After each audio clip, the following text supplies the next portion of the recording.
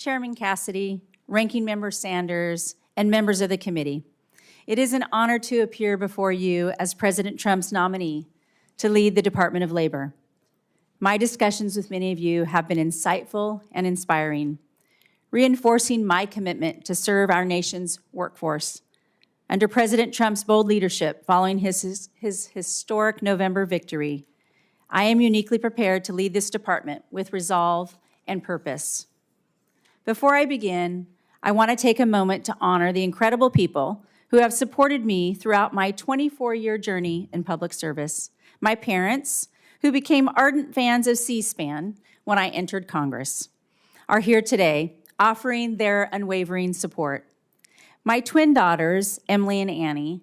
Emily was here last week, and I know with the postponement, but she couldn't come back. She's 36 weeks pregnant, lives in Michigan, and her doctor said no more flying. So, Emily, I know you're watching, and I know you support me here today. And Annie, one's a Democrat and one's a Republican, and they have been my steadfast defenders, teaching me patience and the value of an open mind. And finally, my loving husband, Sean, my high school sweetheart, who has stood by my side through every triumph and challenge. To all of you, thank you. Thank you for your boundless love and encouragement. I also want to thank the labor and business communities that are here in the audience today, because they support President Trump's vision for the American worker. I am deeply grateful to President Trump for this extraordinary opportunity to serve as the Secretary of Labor. It is both humbling and a call to action that I do not take lightly. In 2024, our nation witnessed the single greatest political achievement of our time. President Trump has united a new coalition of working-class Americans like never before, with 59.6% of Teamsters backing him, historic support from African American and Latino voters, and record-breaking turnout in once solid blue cities and states. Americans are speaking loud and clear. They are calling for action, progress, and leadership that puts the American worker first. Like many Americans, my journey is rooted in my values instilled by my father and mother. My father, a proud Teamster who worked tirelessly for over 30 years. The fair pay and benefits he received ensured our family's stability and security. From his example, I learned the transformative power of hard work and determination, propelling me to become the first in my family to graduate from college with a degree in business administration. Later, after supporting my husband through medical school, we built our own small business.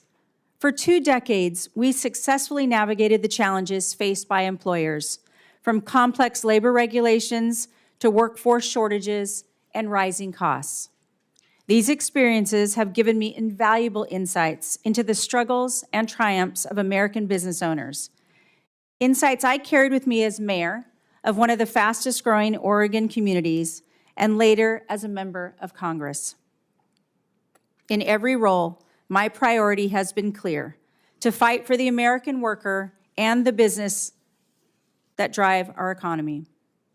Our current economic landscape has changed dramatically since my father worked in a creamery, demanding bold action and real change. In the last 4 years, prices have risen, wages have fallen, and 78% of Americans do not feel confident that their children will lead better lives. We have also seen major companies like Hino Motors, General Motors, Ford, and Stellantis have accelerated layoffs at facilities across the country. To rebuild confidence and strengthen our workforce, we must invest in educational pathways beyond the traditional 4-year degree, ensuring that every American worker has access to the skills and training for long-term success. Part of that effort requires honest discussion about our labor policies. I know there has been a lot of conversation about my support of the PRO Act.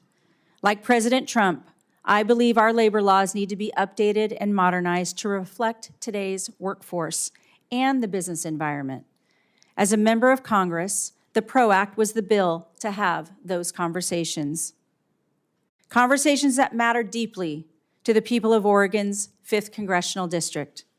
I recognize that that bill was imperfect, and I also recognize that I am no longer representing Oregon as a lawmaker. If confirmed, my job will be to implement President Trump's policy vision, and my guiding principle will be President Trump's guiding principle, ensuring a level playing field for businesses, unions, and most importantly, the American worker. I also know that we will not always agree, but I promise there will never be surprises.